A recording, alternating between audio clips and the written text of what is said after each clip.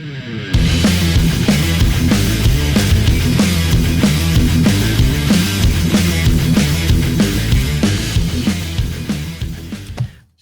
welcome to Jiu-Jitsu Motivation Podcast. We have Gianni Grippo today. Glad to have him on board. I'm Greg Melita, black belt second degree, owner of Hampton's Jiu-Jitsu. I'm here with Brian DeLuca. Brian DeLuca, black belt and author of Jiu-Jitsu for Small People and Other Weird Shit I Think About.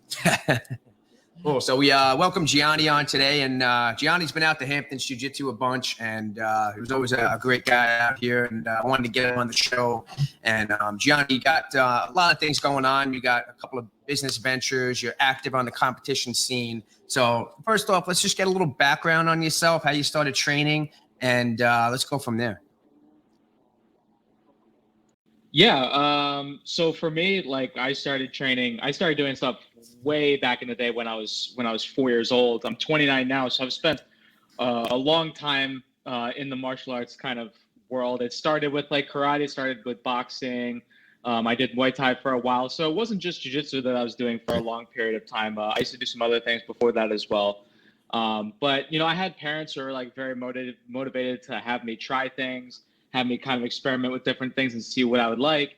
I even swam on swim teams when I was a kid. I ran track, you know, in high school. I ran cross country in high school as well. But jiu-jitsu was what stuck when I found it when I was 10 years old.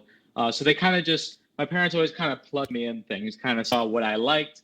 And that's, for whatever reason, I can't even really maybe pinpoint one exact thing, but that's what stuck with me the most. Just jiu-jitsu itself, you know, and that's the one that I was most interested in. And I'm continuing to be interested in it today. It's something that's still is fascinating to me even today after 19 years of training. Yeah, that's amazing. You know, we've seen you on the competition scene a lot. I mean, I remember when me and you were both brown belts, we actually competed at Pride, and you were in like the lightweight category. I was a little bit heavier. I actually had a match with Gary Tone in that tournament.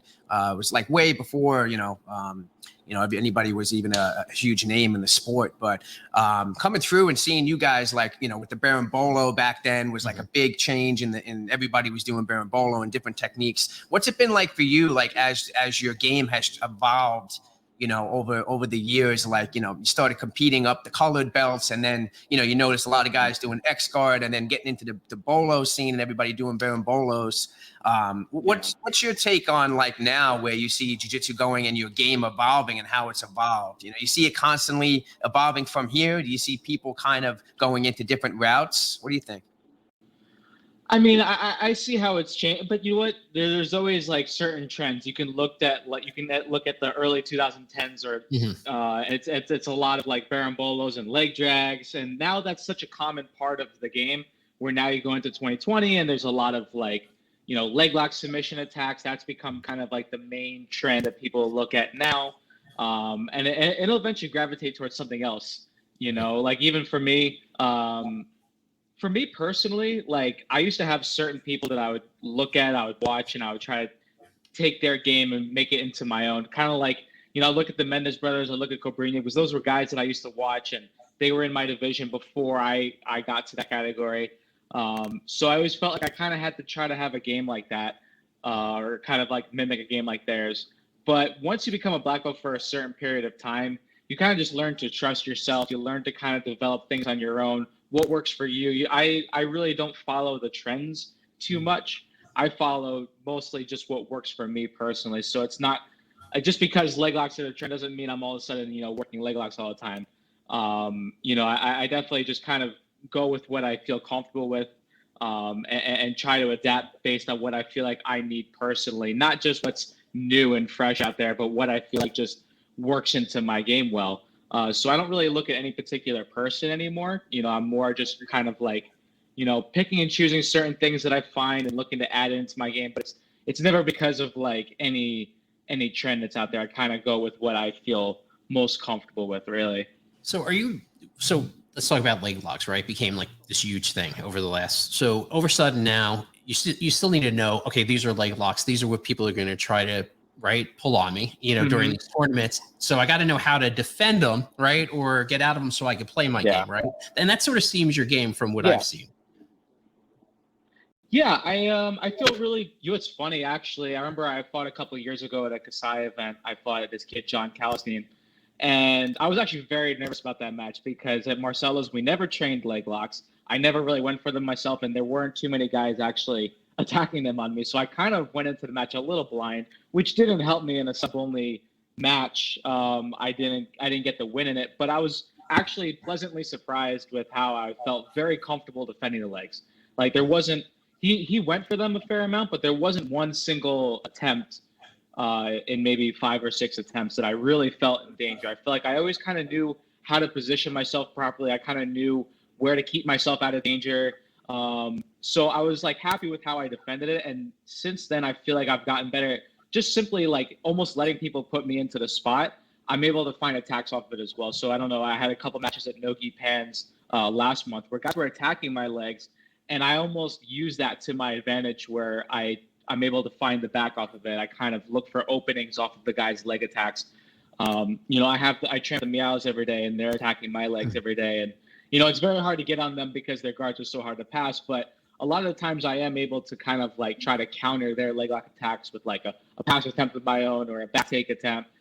So I feel like that's kind of become a bit more of my comfort zone in Nogi, where like I don't feel bad. I feel very comfortable attacking the legs, or defending the legs and being able to take advantage, countering well, and not just looking to escape, but instead kind of unwinding from within the position and being able to actually gain an advantageous position off of it. Instead of just some people are good by kind of backing away, I'm good at kind of fighting from within the entanglements.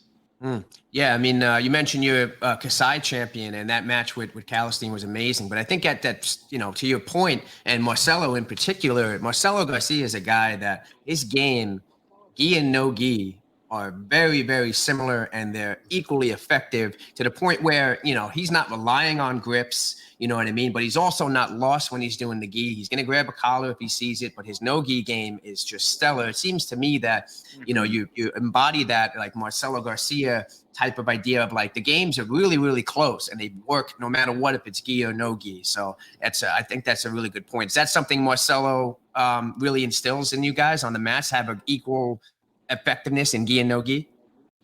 I mean, I think the effectiveness, it's exactly what you say. I always notice like his game does not change for gi and no gi, and he's not so reliant on grips. Mm-hmm. So what I like when he teaches things or when he explains things is like a certain grip that we make, a certain position.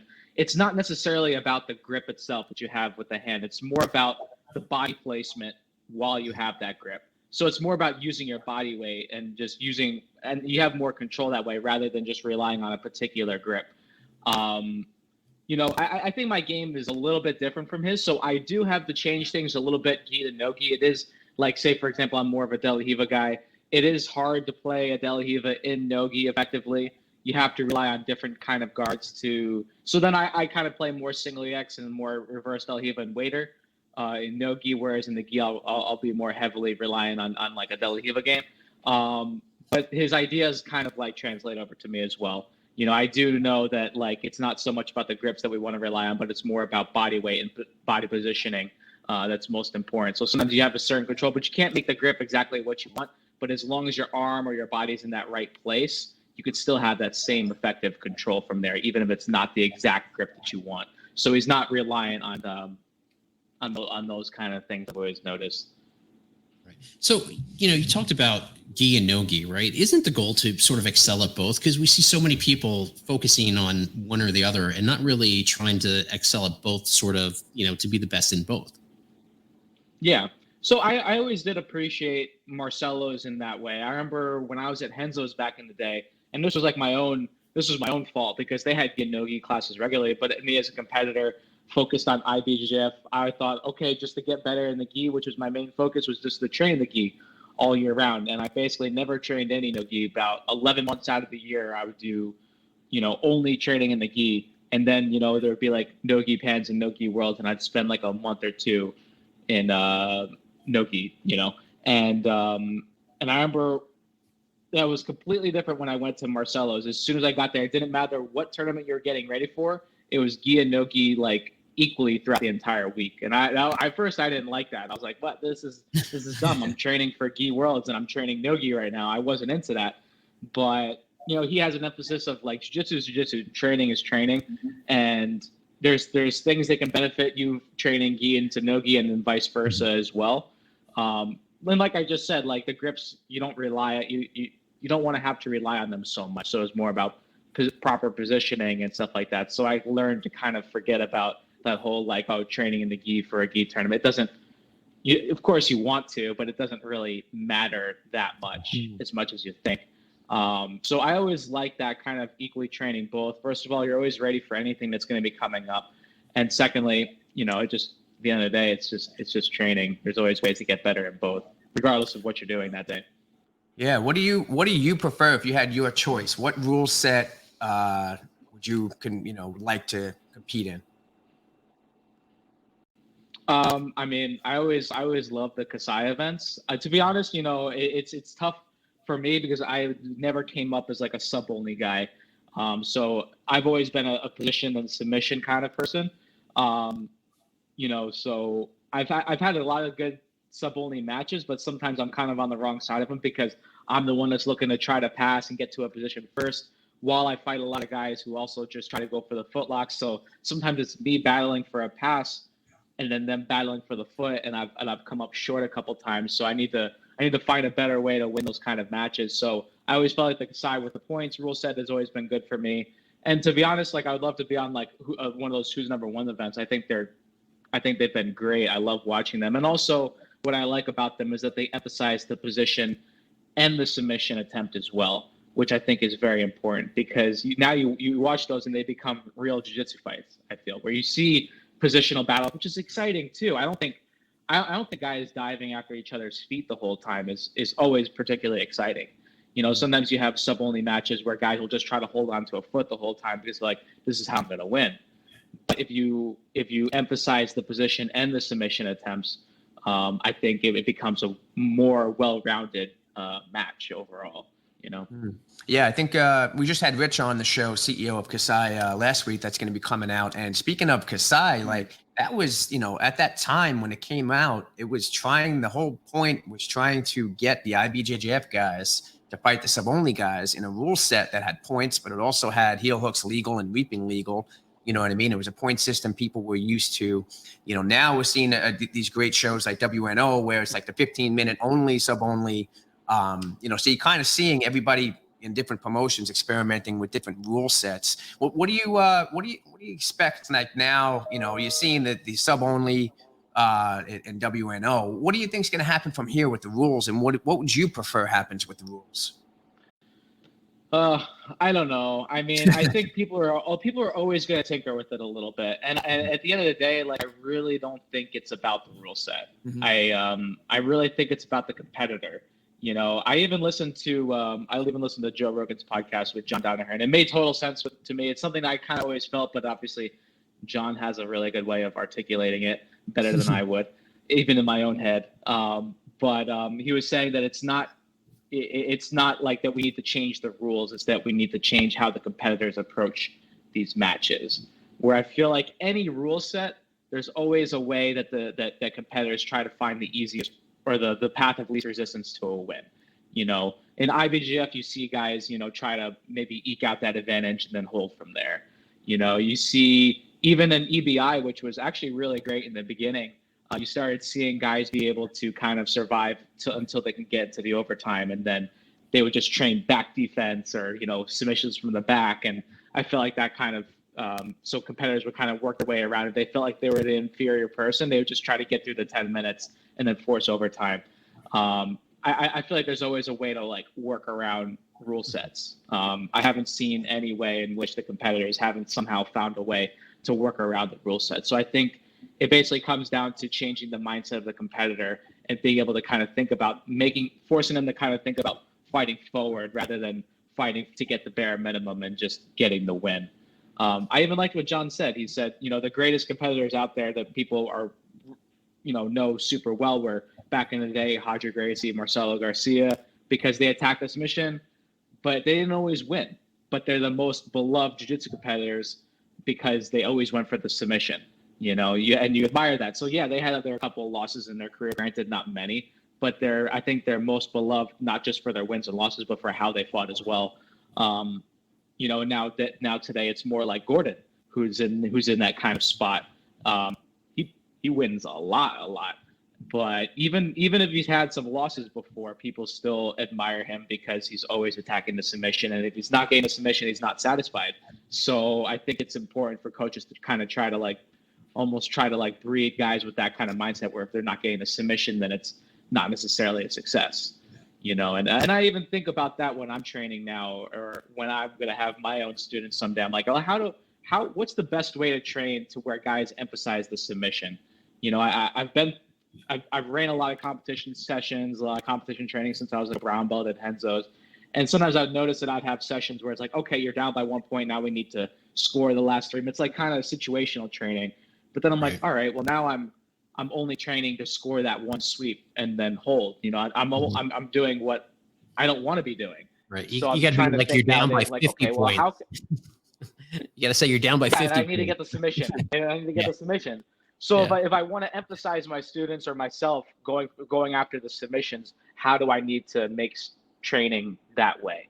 Or what's the best way to structure training to make sure that my students and myself are looking for submission attempts? So I kind of wish that John would have broke down his training a little bit. I'm like, I just want to know. I just want to be a fly on the wall and see how that works. But I can kind of also figure that out as well. That was like that. Right? That Joe Rogan podcast, right? With Danaher, that's the one you're talking about. Yeah, you made a great point. It's like not so much about the rule set. It's about how are you instilling the training in your academy or where you have your school. Like if you're instilling that submission mindset and, not just the positional and stuff like that, you're going to be more, apt and go into the submission. So let's switch gears a little bit. Tell us a little bit about your business venture, Grip Tape. How'd that come about? What was the vision and the history behind that?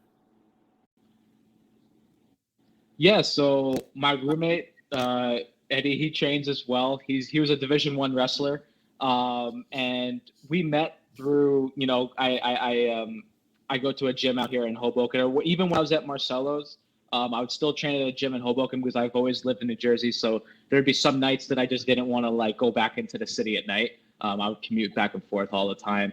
So we met through this kind of smaller gym.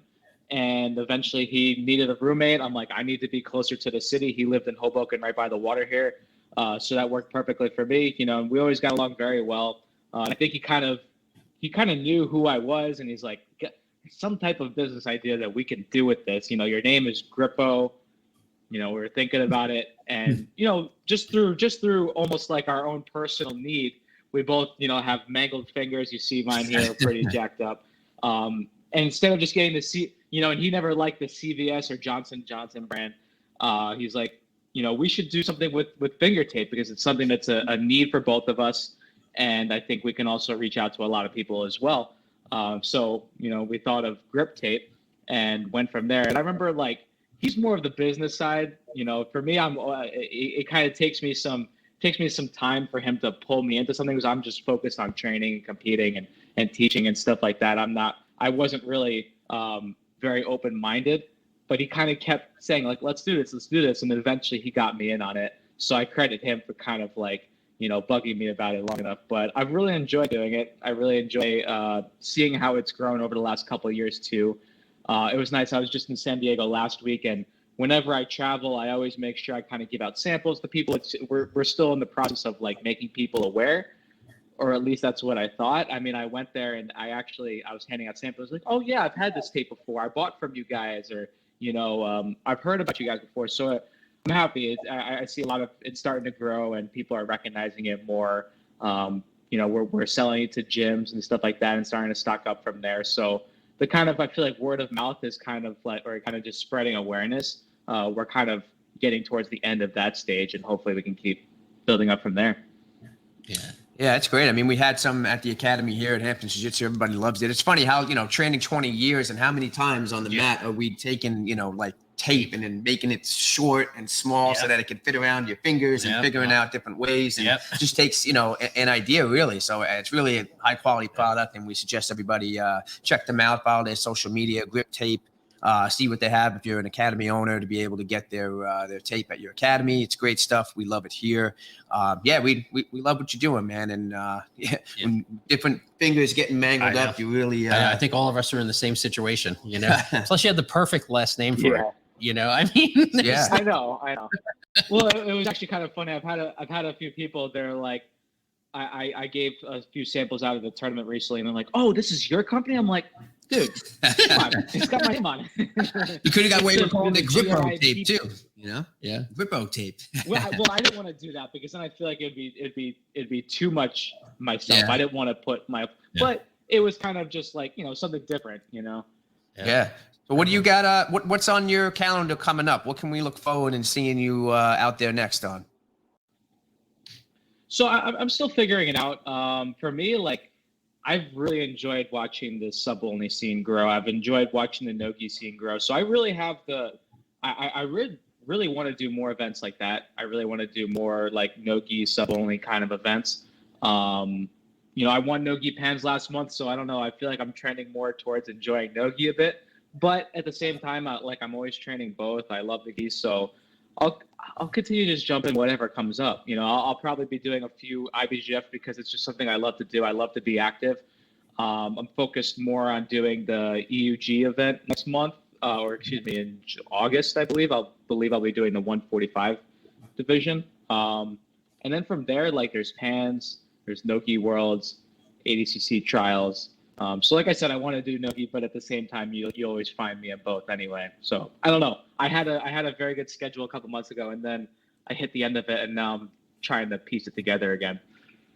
Awesome. How did the whole relationship with you and the Miyaos come about, and then you guys meeting and training and then training together where you are now? Like, how did that come about, and what was the experience? Because you guys had a lot of competitions on the mat before you guys were meeting up and training. Yeah. But how'd that work? Yeah, I think that was pretty. It was just kind of through necessity, you know. Marcelo's was closed. Unity was closed. They left Unity. You know, they had their reasons, and they were just looking for a place to train. They live in Jersey City. I didn't realize they even live in the town over next to me. And my friend Rich Van Houten, who runs this gym in Jersey City, it was in Hoboken, now it's in Jersey City. You know, he's very much a man of the people and knows how to bring people together. So he brings people to his gym. I've been a friend of his for a long time, and they were looking for a place to train. And he asked me, like, hey, you know, do you mind if I bring the twins over? It was supposed to be a one-time thing where we train together. And I'm like, yeah, sure, that's fine. I wasn't sure if I was totally down for it all the time, because I'm like, I don't want to train with guys that I'm competing with all the time. You know, I felt a little, I had trepidations, or what's the word for it? Something like that. Yeah. About training with them all the time. But the one time, or it ended up being two, we got along really well. You know, it was a good vibe, a good connection. I was learning a lot from them. They were learning from me.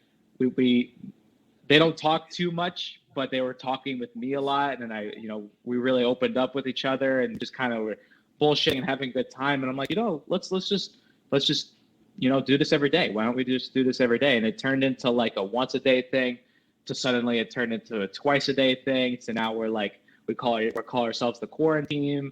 And, you know, I kind of brought some people that, you know, we're looking to train from Marcelo's, and they brought in some people that they know. So it's kind of a mix and match, you know, group. We even have some people from Vitor Shaolin's that come train with us now. Another couple black belts that I used to compete with as well. But at the end of the day, it's like, you just want to get better, you know, and it doesn't matter who you're training with as long as they can help you get better, even if you competed with them before. It's kind of funny how that worked, you know, because we used to compete against each other all the time, and it was pretty well known, to now like being at these tournaments and supporting each other and training with each other today and backing each other up and kind of being like a big team, a big family. So it's been a really cool shift, but I've really enjoyed it. They're enjoyable to hang out with on and off the mat, you know, and it's been a unique experience for sure. That's great. Yeah, it's cool to see in the sport, because like you said, traditionally, you know, guys that are either competitive teams or in the same weight category, they're just going to do anything they can to avoid, you know, meeting up or training or anything like that. Where really we got to be, you know, looking at this sport more on a bigger picture level, where everybody just wants to get better, like you said. I think that's amazing. What's what's like your best memory or most treasured memory in all your years training so far? It could be competition related or not. Oh, it's a lot. It's a lot of different things. I mean, I mean, you've won a lot, so.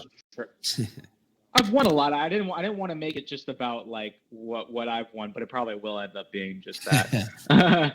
You know, at the end of the day, winning feels nice, so you take it. I mean, definitely like I've always gone back to that, but like winning that last Kasai in New York was very special to me. Just because I had my family there, that was important. And also going back at the same time, like Paulo was someone that I competed with all the time, and I really struggled to, you know, overcome that obstacle with him.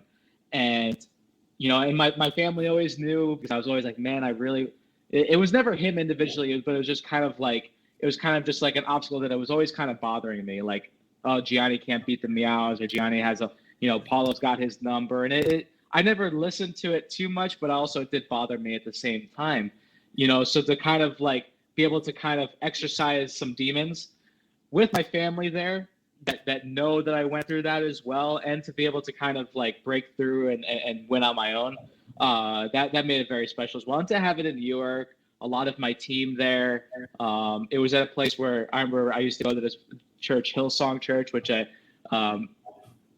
and Paulo would both end up going to at the same time usually, and it was in that building, so it was a building that I really liked being in, and it was very symbolic in some ways. It's funny, I remember the next day I actually went to church in the same building, and I was sitting in the spot where the mats were in place, and I'm looking at all these people, I'm like, they have no idea what just happened here yesterday. You know, but that was but that was a cool experience for sure. There's a lot, we can go all day about it, but if I were to think of one off the top of my head, that's probably it.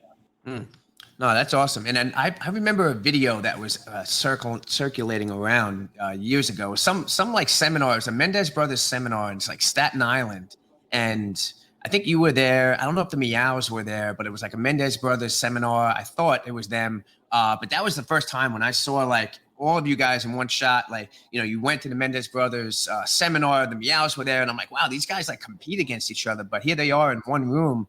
And everybody just wants to like learn the next, what the trends are, not even just a trend and what's becoming, normal in jiu-jitsu. But that kind of, I think, was the first time, I don't know how many years ago I saw that, but it kind of opened my eyes to like, man, everybody just wants to, get better in jiu-jitsu, and enough of these, team flags that are going up, and you can't train with this guy or that guy. That one really stood out to me. I was like, the Mendez brothers on a mat, and then Gianni Grippo is there, and the Miyaos are there. And then I don't know what year that was, but it didn't surprise me that you and the Miyaos met up and started training together after I saw that, So speaking of video, we have some video. Yeah, yeah. I mean, Oh no. So you can say, Gianni. No way. Yeah. But you know what? Also, at the same time, I think me and the Miyaos were never confrontational. Whenever we saw each other, we were always very cool at the same time. It was never like this. We never had any beef. It was always very respectful. Mm-hmm. We would even see each other at church, and we sat next to each other a couple times before. There was never like any animosity. Like whether he would win the matches before or I won the last few. It never mattered. We never had any animosity or anything like that. It's different if it's maybe different personalities, but I think the three of us are like very non-confrontational people, so that's what made it easier as well. Like we compete against each other, but it wasn't like we held anything against each other because we compete against each other. We all understood that we're all just kind of pursuing our own goals, and we just happened to be in each other's way, and that was pretty much it. So it wasn't that difficult to get past that for sure. Well, there were no fights in the churchyard afterwards, No, I'm sure that wouldn't go over too well. We're like, yeah, we had to keep it cool just because we were there. So Gianni, we have a video for you to look at. Let's see. Okay. So do you remember this? So this is in my primitive days of defending leg locks. Greg, you're probably being really nice here. You probably could have ripped one right here. Me, I always thought is like, just keep the feet attached to the hips and I'll be all right. But yeah, Baron Bolos, that was kind of the thing.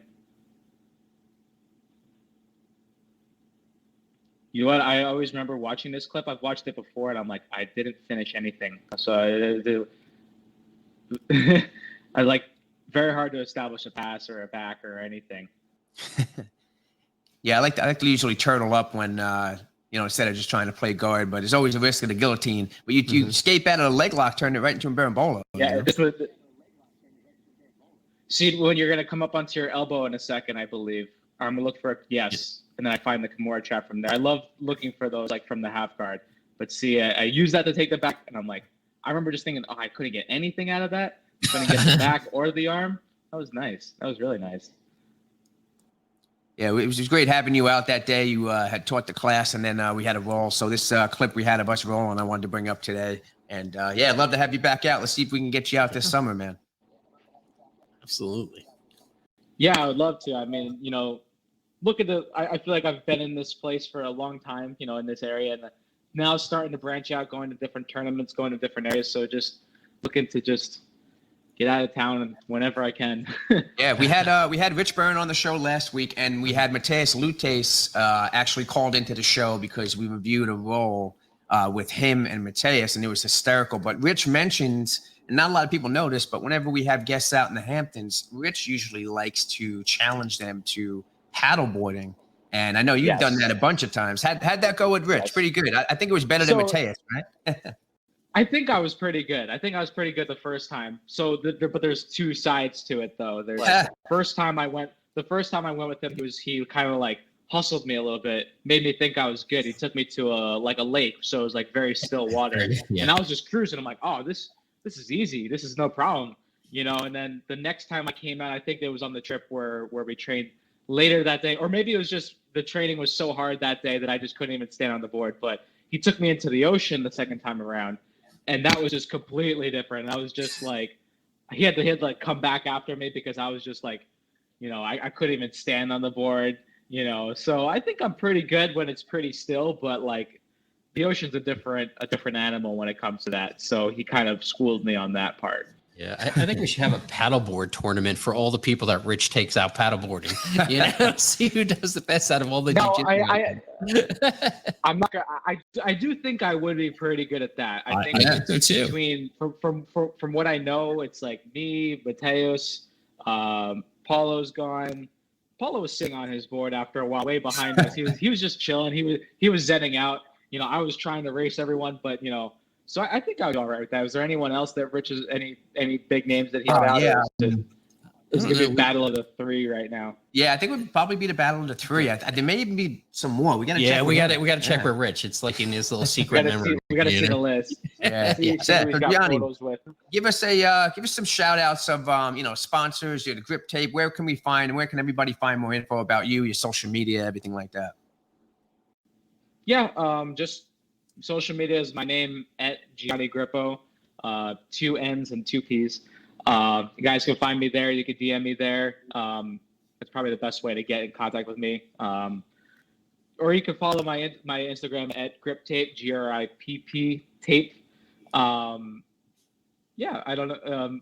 So my sponsors, I guess I can't really call Grip Tape a sponsor because I am Grip Tape anyway, right? I guess. That counts. Anyway, I'll add them in there. You have a partner.